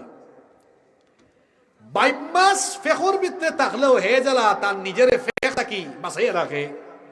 যুবক ভাই হল, আমরা রে ভাই হল সমাজ বাস করলাম, এটা আখেরি জমানা, এটা ফিতনার জমানা। আল্লাহ রসুল কইছেন কিয়ামতের আগে এই জমানা ফিতনায় ভরা থাকবে। হ্যাঁ, মানুষের ইমান বাঁচানি কঠিন হইয়া দাঁড়াইব। সামনে দিয়ে আগাইলেও গুনার উপাদান ফিতনা, খরে দিয়ে গেলেও গুণা, ডাইনে দিয়েও গুণা, বাইমে দিয়েও। এখন হকাছেন গুনার পরিবেশ আপনার সমাজও কম না বেশি? এই গুনার পরিবেশও আমার যৌবনরে আমি কিলান হেফাজত করতাম।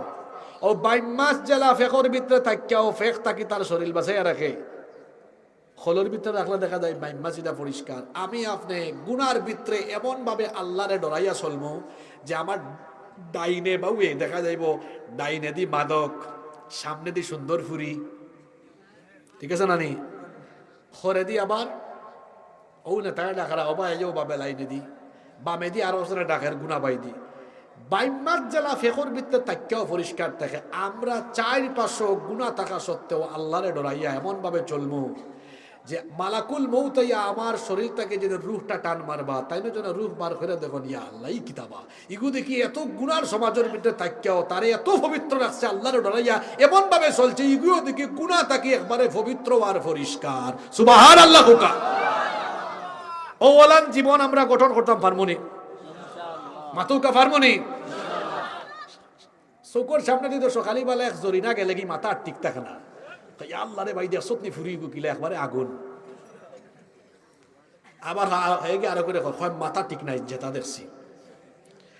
আমার ভাইদেরকে বলছি, যৌবনকালে জিনা বেবিচারে নিজের যৌবনকে নষ্ট করে দিবেন না, হারাম রিলেশনে সম্পৃক্ত হবেন না। মনে রাখবেন হারামের ভেতরে কোনো আরাম নাই। আমার ভাইদেরকে বলছি, চরিত্র গঠন করতে হবে সেই রকম। ইউসুফ আলাইহিস সালামের কাহিনী শোনেন। আপনার চেহারা আর কেমন সুন্দর, কুলাউড়ার কয়টা মেয়ে আপনার দিকে তাকাবে, কিন্তু ইউসুফ নবীর কাহিনী শোনেন। দুনিয়ার অর্ধেক সৌন্দর্য আল্লাহ ইউসুফ নবীকে দিয়ে দিয়েছেন। সুবহানাল্লাহ পারে দিয়া কইবা নাকি তা? দুনিয়ার অর্ধেক সৌন্দর্য আল্লাহ ইউসুফ নবীকে দিয়েছেন, যাকে দেখলে চোখ ফেরানো যেত না, এত সুন্দর সুপুরুষ তিনি ছিলেন। এতটাই সৌন্দর্য আল্লাহ তাকে দিয়েছেন যে মিশরের সেই সময়কার সুন্দরী নারীরা ইউসুফ আলাইহিস সালামকে যখন এক ঝলক দেখেছিল, মিশর শহরের সুন্দরী সম্ভ্রান্ত বংশের নারীরা এক পলক দেখে এতটা অভিভূত হয়েছিল, ফল কাটতে গিয়ে ফিলিংলেস হয়ে আঙ্গুল কেটে ফেলেছে, টেরও পায় নাই। আল্লাহু আকবার। এত সুন্দর সুপুরুষ তিনি ছিলেন। যেই ঘরে তিনি লালিত পালিত হয়েছেন সেই ঘরের দুষ্ট মহিলা জুলাইখা, মিশরের সম্ভ্রান্ত বংশের এবং আজিজে মিশরের স্ত্রী, যিনি কিনা একদিকে যেমন ছিলেন সুন্দরী, অন্যদিকে ছিলেন অত্যন্ত সম্ভ্রান্ত। প্রতিদিন তার চোখের সামনে দুনিয়ার অর্ধেক সৌন্দর্য পাওয়া এই যুবককে দেখতে দেখতে দেখতে দেখতে একদিন পাগল পাড়া হয়ে তার দাসীর মাধ্যমে সাইয়েদনা ইউসুফ আলাইহিস সালামকে তার খাস কামরায় নিয়ে আসলেন। এই খাস কামরায় আসার জন্য 7টা দরজা ছিল, সবগুলো দরজা বন্ধ করে দিলেন। সবগুলো দরজা বন্ধ করে দিয়ে তারপরে বললেন, ইউসুফ লাগবে না, ইউসুফ আসো আমার কাছে এসে আমার মনোবাসনা পূরণ করো।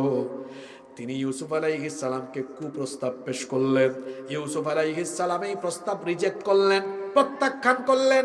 আর আমাদের যুবকরা তো এমন, আই লাভ ইউ বলতে চায়, আর কোন দিক থেকে উল্টা যদি আসে তাহলে তো মাতাল হয়ে যাবে। আর ইউসুফ আলাইহিস সালামকে এই মহিলা তার খাস রুমে ডেকে নিয়ে এই কুপ্রস্তাব দিচ্ছে, সব দরজা বন্ধ করে দিয়েছে। আল্লাহর নবী ইউসুফ আলাইহিস সালাম আল্লাহকে ভয় করে প্রস্তাবটা ফিরিয়ে দিলেন। এরপরে এই মহিলার ষড়যন্ত্র থেকে বাঁচার জন্য আল্লাহর উপর ভরসা করে, তিনি জানতেন সবগুলো দরজায় তালা দেওয়া, তাও তিনি আল্লাহর উপর ভরসা করে যখন দৌড় দিলেন, আল্লাহ তার নবী ইউসুফ আলাইহিস সালামের উপর খুশি হয়ে সবগুলো দরজা তার কুদরতি ব্যবস্থাপনায় তার জন্য খুলে দিলেন। আমার তরুণ যুবক ভাইদেরকে বলবো, আমাদের চরিত্র হবে এমন, আমাদের সামনে দিয়ে মেয়েরা হেঁটে যাবে কিন্তু আল্লাহকে ভয় করে তাকাবো না, কারণ নিষেধ করে দিয়েছেন কে? সূরা নূরের ভেতরে আল্লাহ বলেছেন, কুল্লিল মুমিনিনা ইয়াগুদ্দু মিন আবসারিহিম। নবী মুমিন পুরুষদেরকে বলেন তারা যেন তাদের চক্ষুকে পরনারী থেকে নিম্নগামী করে রাখে। নিচের দিকে চক্ষু থাকবে, পরনারীর দিকে থাকবে না। যদি ভুলবশত কোনো নারীর দিকে চক্ষু চলে যায়, আল্লাহ নবী বলেছেন প্রথম দৃষ্টিটা তোমার ভুলবশত গিয়েছে, কিন্তু পরের বার যদি আবার তাকাও, পরের বারের দৃষ্টি তোমার না, এটা শয়তানি দৃষ্টি। কেউ আবার যেন ভুল না বুঝে, হুজুরের ওয়াজ উন্নয়ছে ফয়লাবার চাওয়া যায়, সবাই চাইলিমু ফয়লাবার, কিন্তু ভুল বুঝছে ওয়াজ, অনিচ্ছাকৃত গেছে কি, আবার যেন না যায়। নিজের চোখের হেফাজত আর চরিত্রের হেফাজত যদি করতে পারেন, আল্লাহর নবী আমার যুবক ভাইদেরকে কত বড় সুসংবাদ দিয়েছেন। বুখারীর বর্ণনায় হাদিস এসেছে, আল্লাহর নবী বলেছেন, মাইয়াদমাল্লি মা বাইনা লাহিয়াইহি ওয়া রিজলাইহি আদমানু লাহুল জান্নাহ। যে যুবক তার জবান এবং তার লজ্জাস্থানের হেফাজত করবে, লজ্জাস্থানের হেফাজত মানে হলো যেই যুবক বিবাহ বহির্ভূত হারাম রিলেশনে সম্পৃক্ত হবে না, যে যুবক তার যৌবনের হেফাজত করবে, যৌবনের জিম্মাদারি গ্রহণ করবে, আল্লাহ নবী বলেছেন কাল কিয়ামতের দিন আমিও তার জন্য জান্নাতের জিম্মাদার হয়ে যাব। খালি সুবহানাল্লাহ হইলে হইতো না, আমার যুবক ভাই হলে কথা দেওয়া লাগবো, বিয়ার আগে সব হারাম রিলেশন বাদ। মুখেতে মাত মারন না, না হুজুর তলে তলে গার্লফ্রেন্ড আছে তো এখন কিলা বাদ দিলে এটা মতদিনের জিনিস, আজ খুব লক্ষ্য ফলাই দিব। রাজি আছেন নি?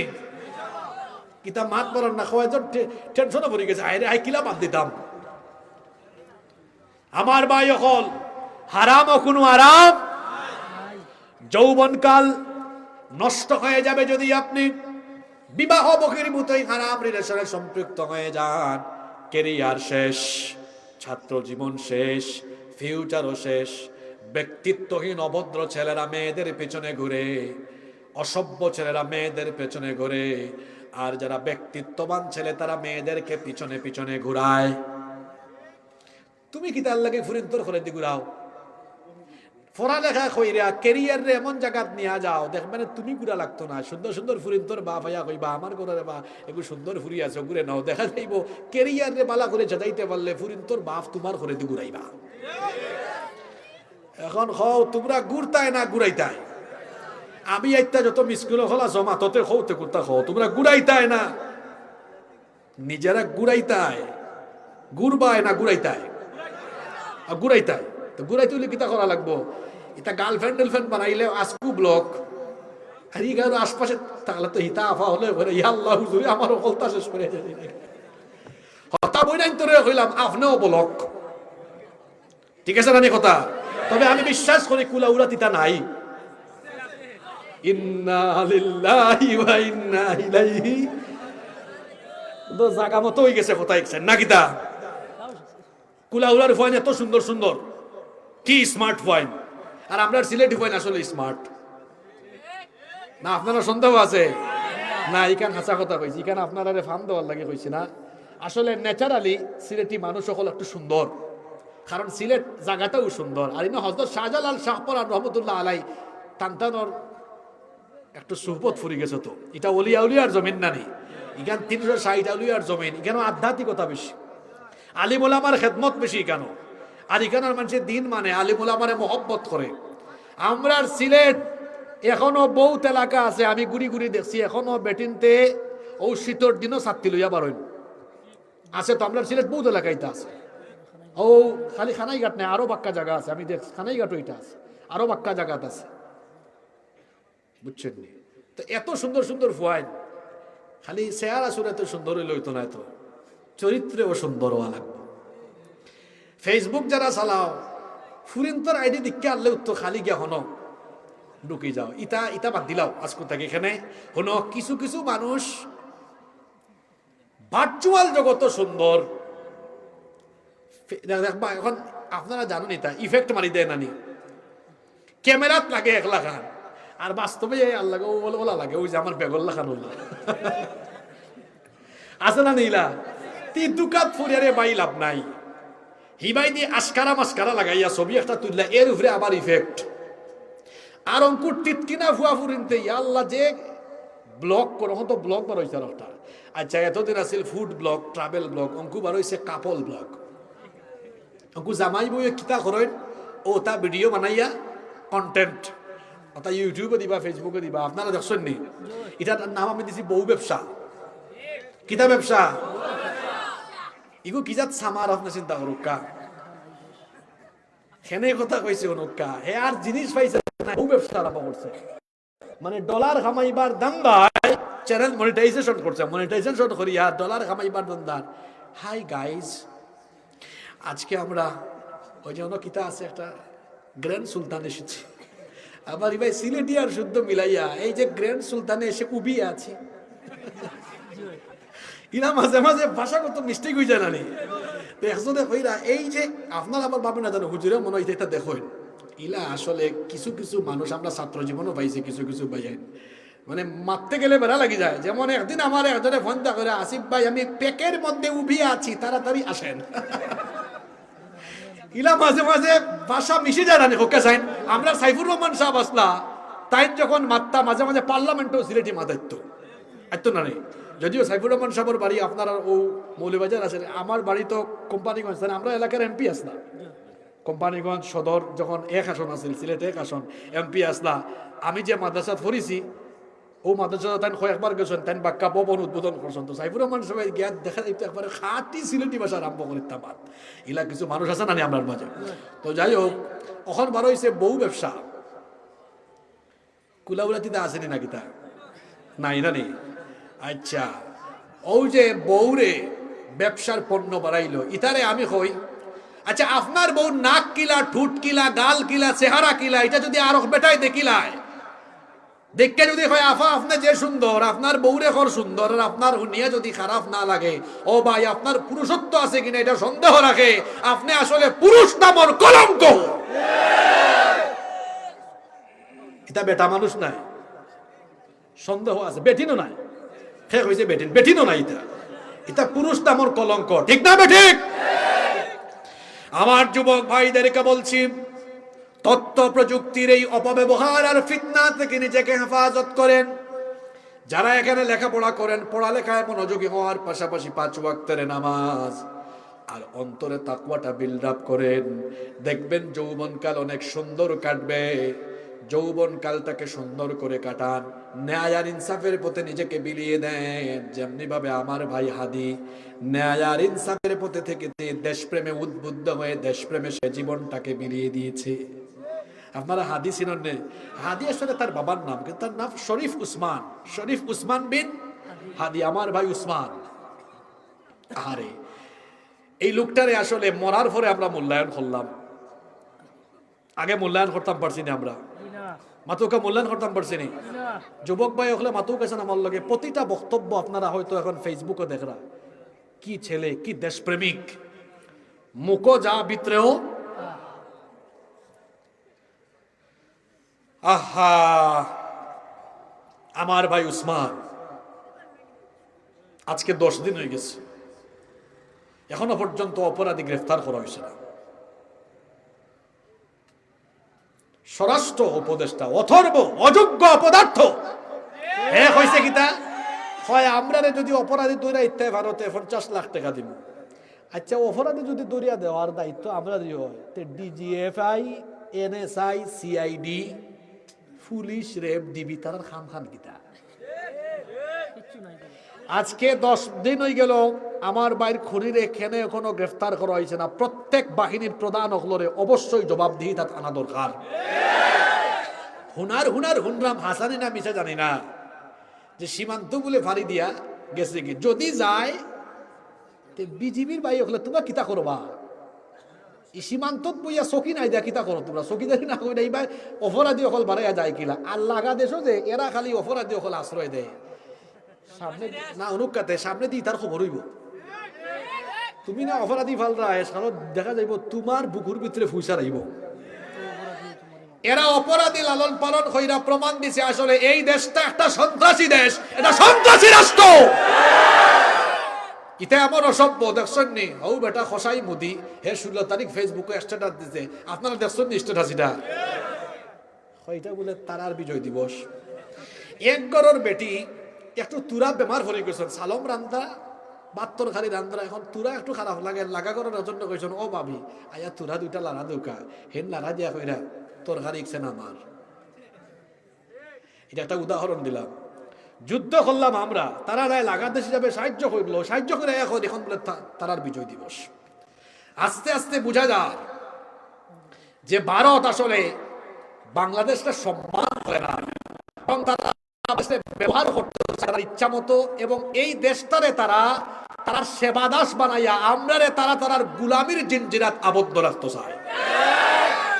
আমার ভাই উসমান এই ভারতীয় আধিপত্যবাদীদের বিরুদ্ধে ছিল বলিষ্ঠ কণ্ঠস্বর।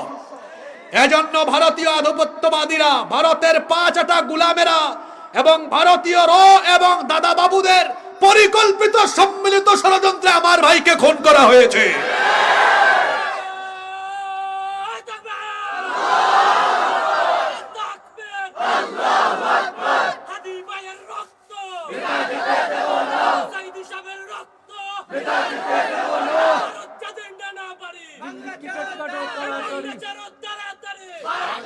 আমার ভাই যে সুন্দর স্লোগান দিয়েছেন নানা বাড়ি হইতাম না মামু বাড়ি হইতাম না শ্বশুর বাড়ি হইতাম কোনটাও বুঝলাম না।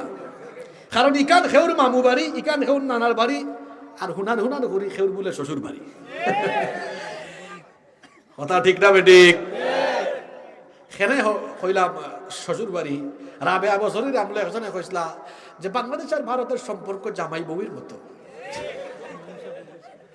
এটা স্বাধীন দেশ, আমরা এই দেশে গোলামের জিঞ্জিরায় আবদ্ধ হয়ে থাকবো না। ভারত আমাদের পার্শ্ববর্তী দেশ, আমরা তাদেরকে সম্মান করব ততক্ষণ, আমাদেরকে তারা সম্মান করবে যতক্ষণ। যদি তারা আমাদের সাথে বন্ধুর মতো আচরণ করে ভারতের সাথে সুসম্পর্ক রাখতে আমাদের কোনো আপত্তি নাই, কিন্তু তারা যদি প্রতিবেশীর জায়গায় বন্ধুত্বের জায়গায় তারা যদি প্রভুত্ব কায়েম করে আমাদেরকে তাদের গোলাম বানাতে চায়, তাহলে এদেশের একজন মানুষও তাদের এই গোলামিকে মেনে নিবে না। এই আধিপত্যবাদ এই দেশে মেনে নেওয়া হবে না। আর ভারতের যত গোলাম খোলা সবা শুনিলাও আমার মাত, যারা স্বপ্ন দেখায় যে আবার আমরা কোনো মতে ভারতীয় আধিপত্যবাদ কায়েম করবো, ইটা স্বপ্ন দেখতে দেখতে তোমার তার স্বপ্ন দুষ হইয়া এই স্বপ্ন এখান দুঃস্বপ্ন হয়ে যাব। কোনদিন আর ভারতীয় আধিপত্যবাদ এই বাংলাদেশের 1 ইঞ্চি জমিনের উপরে কায়েম করতে দেওয়া হইতো না।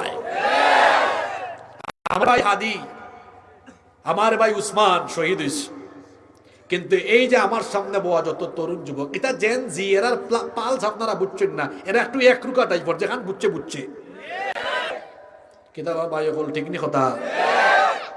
দেখি আমার ভাই হলে একটু মাথা কেসান চাষা হলে না, ওই যে আমার তরুণ যুবক ভাই, এরা তো আমি সিনিয়রের লগে আমার উঠা বসা চলাফেরা, এরা আমি বুঝি, এরার পালস আমি বুঝি। দেখি আমার তরুণ ছাত্র যুবক ভাই হলে হোসাইন ই দেশও আমরা সেও গুলামি করিয়া থাক মনে, সেও গুলামি করাইতে চাইলে ইটা ফোনটা 8 কোটি মাঙ্গিলিবা। না না না, আপনারা আসরা এর পাল চলাও তো, এটা একরুকা। এটা কিতা হয়েছিল ভাষা, একরুকা না এক গুয়ে, যেখান বুঝছেন বুঝছেন, একরুকাও এক দিশা। যারা মনোহররা ই দেশ ভারতীয় আধিপত্যবাদ কায়েম হইবে, এটা বুকার সরকার আছে, বাইরে আইতে ফাইতে সুদা করে ফেলাই দিবা। আপনি দেখছেন না 24 সাল গুলি মারে তারা ওলাও। আমি এক ফুয়ারে পাইছি আগস্ট মাসের 2 তারিখ, ছোট্ট রাস্তাত ফেয়াজি কেরা, বাবা তুমি যে যাও ডরাও না নি গুলি উলি, কয় কিতার গুলি? আপনারা আসরা।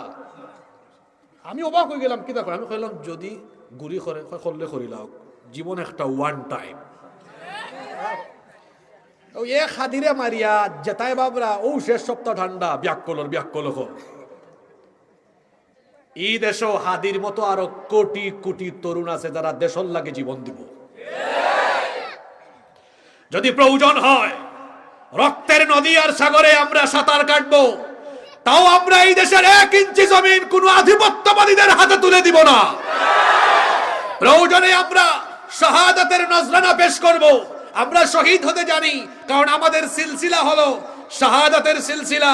আমাদের পূর্বসূরীরা বদর, উহুদ, খায়বার, খন্দক পেরিয়ে রক্তের নদী আর সাগর সাঁতরিয়ে ইনসাফের ঝান্ডা নিয়ে সম্মুখ ভাগে এগিয়ে গিয়েছেন। তাদের উত্তরসূরি আমরা। আমাদেরকে হুমকি ধামকি, গুলি, রকেট, বোমা এগুলো দিয়ে আমাদেরকে থামানো যাবে না। হয় আমরা শহীদ হয়ে যাব, নইলে আমরা ইনসাফের ঝান্ডাকে সমুন্নত করেই রাখবো। আমরা থামানোর শক্তি আসেনি, সাউন্ড তো কমে গেছে, আসেনি।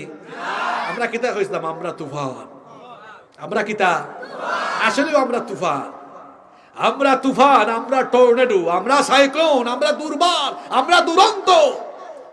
আমরা যেদিকে যাই সেই দিক বিজয়ের ধ্বনিতে ধ্বনিত হয়। যারা ভাবছা যে এটা সপ্তাহ ঠান্ডা হয়ে যাব, ঠান্ডা হইতো না, আরো গরম হইব। যুবক ভাই হলে হোক্কা, আমরা এই দেশটারে বদলাইতাম চাইনি। দেখলানি 54 বছর ধরে কিতাওর, হায় রে হায়, আমরা দেশ খালি করে দি যা। মাঝে মাঝে দেশের বাইরে জায়গা থেকে সব আগ্রহ যারা, আমরা খালি রাস্তা এখন হয় আধা ইঞ্চি লেফে, 1 ইঞ্চি লেফে, 6 মাস বাদে যায় কি সুর হল চুরি ডাকাতি করি করি আমার দেশটারে শেষ করা হয়েছে। আমরা দেশের সম্পদের অভাব নাই, খালি বালা মানুষের অভাব। সম্পদের অভাব আসেনি। এই কুলাউড়া ছাইরে খালি চা বাগান। আমার সিলেট আছে গ্যাস, আছে পাথর, আছে চা। এদেশের মাটি উর্বর মাটি, যে সাথে ফালে হয়ে যায়। এই দেশ এত সম্পদ থাকতে আমরা তো ফিসাই আছি এখানে। কারণটা হইলাই হক্কা যাইন কুলাউড়া থেকে একটা গাড়ি যাইতো ঢাকাত, 30 জন প্যাসেঞ্জার বা 36 জন প্যাসেঞ্জার, বাসও তো 36 বা 40 জন বোয়া যায়। 36 জন প্যাসেঞ্জার উঠছে গাড়ির মাঝে, সব তিনটে গাঁজা খেলছেন, কিন্তু ড্রাইভারে গাঁজা খাইছে না। তো গাড়ি এটা রাস্তার থাকতে পারে, ড্রাইভার তো গাঁজা খাইছে না।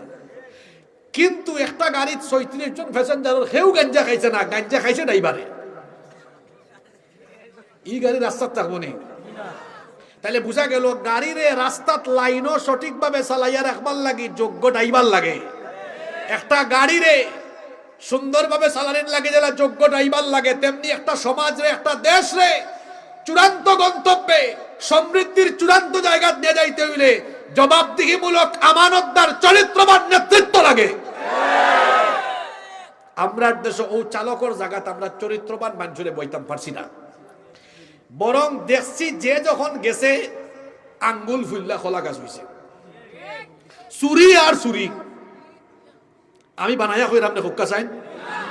আমরা বুঝিলছি যে এই দেশ বদলাইতে হইলে আমরা উসমান, আমার ভাই উসমান যে শহীদ হইল, আমি দোয়া করি আপনারা আমার ভাই উসমান রে আল্লাহ শাহাদাতর সর্বোচ্চ মর্যাদা দান করুকা। এই দেশে বদলাইতে হইলে উসমানের মতো যুবক দরকার, চরিত্রবান হওয়া দরকার, আমানতদার হওয়া দরকার। আমি বিশ্বাস করি আমার সামনে যারা বউ আছে এরাই আগামী দিনের দেশ গড়ার কারিগর হইব ইনশাআল্লাহ। আপনারা চাইন না নি?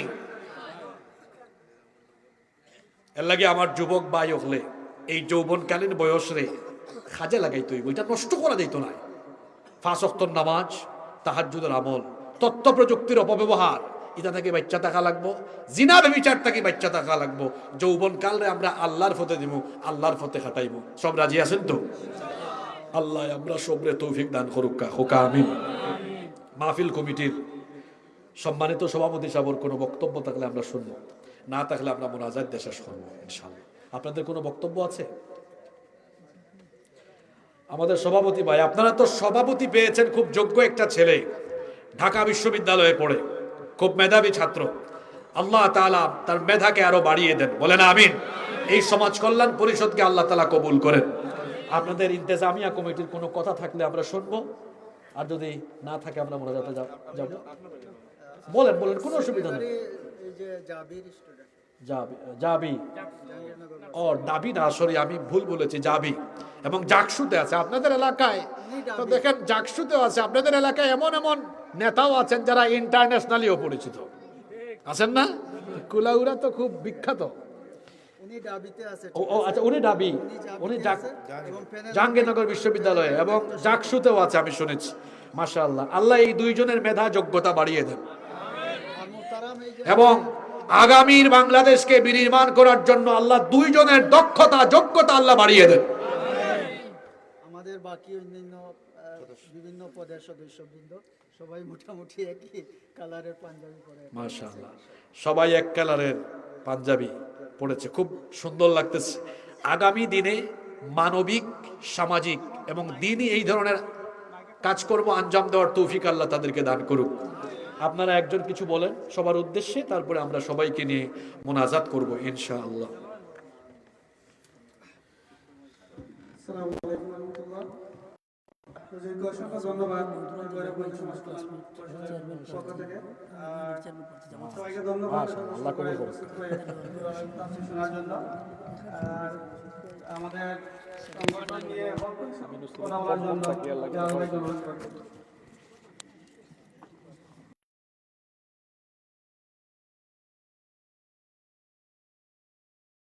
ভৈরবগঞ্জ বাজার ইসলামী সমাজ কল্যাণ পরিষদ, আজকে আমরা 10ম বার্ষিক তাফসীরুল কোরআন মাহফিল আমরা পালন করলাম।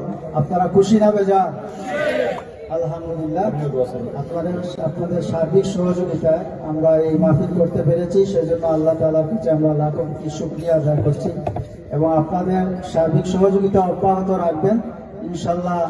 আমরা যাতে এই এলাকায় আমাদের এই সমাজ কল্যাণকে একটা বড় পরিসরে প্রতিষ্ঠিত করতে পারি, পাশাপাশি আপনাদের সবারই চাওয়া এই এলাকায় একটা মাদ্রাসা প্রতিষ্ঠিত করা।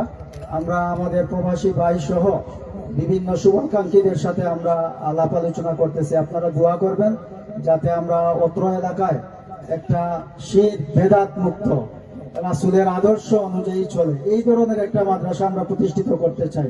সবাই কি একমত আছেন আমার কথায়? আলহামদুলিল্লাহ। মোহতারামকে অসংখ্য ধন্যবাদ। মোহতারাম আমারও হয়তো পরিচয় জানেন না, আমি শাহজালাল জামিয়া ইসলামিয়া কামিল মাদ্রাসার আফমা আব্দুর রহমান জনাবের আমি হচ্ছি দামান, বড় দামান, যেহেতু আপনি তো জনাবের ছাত্র। ফুজাইল হচ্ছে আমার শালা এবং তুফাইল ভাই হচ্ছেন আমার সম্বন্ধী। তো ওই ফাঁকে আমার পরিচয় দিয়ে দিলাম। ধন্যবাদ সবাইকে।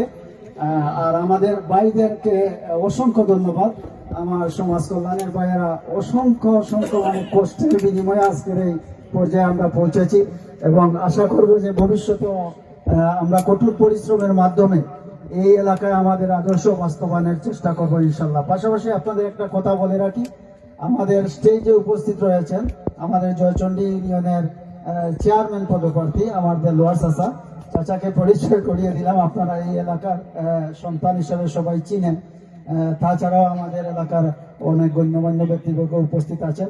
আমাদের সমাজ কল্যাণের পক্ষ থেকে যদি আপনাদের মনে কোনো দুঃখ কষ্ট পেয়ে থাকেন আমাদেরকে ক্ষমা সুন্দর দৃষ্টিতে দেখবেন। আর আপনারা হুজুরকে বলবো আমাদের প্রবাসী ভাইদের জন্য বিশেষ করে দোয়া করবেন। আমার জানামতে এমন কোনো প্রবাসী নাই যে যার কাছে আমি হাত পেতেছি ওনারা আমাদের এই মাহফিলে আর্থিক সহযোগিতা করেন নাই। ওনারাই আমাদের প্রাণ এবং ওনাদের পক্ষ থেকেই বিভিন্ন প্রস্তাবনা আসে, সেই অনুযায়ী আমরা কাজ করার চেষ্টা করি। আর আজকে ওনাকেই অনেকভাবে আমাদেরকে ওই যে আগামী মাহফিলের জন্য আপনারা বিভিন্ন জিনিস ওয়াদা করেছেন, আল্লাহ যেন আপনাদের সেই ওয়াদাকে কবুল করেন এবং আপনাদেরকে দেওয়ার তৌফিক দান করেন। তো আমি সংক্ষিপ্ত বক্তব্য এখানে শেষ করছি, অনেক রাত হয়ে গেছে, আপনারা বিরক্ত হবেন। আর আমাদের একটা সিঁড়ির ব্যবস্থা রয়েছে, আপনাদের কাছে সহযোগিতা চাইব।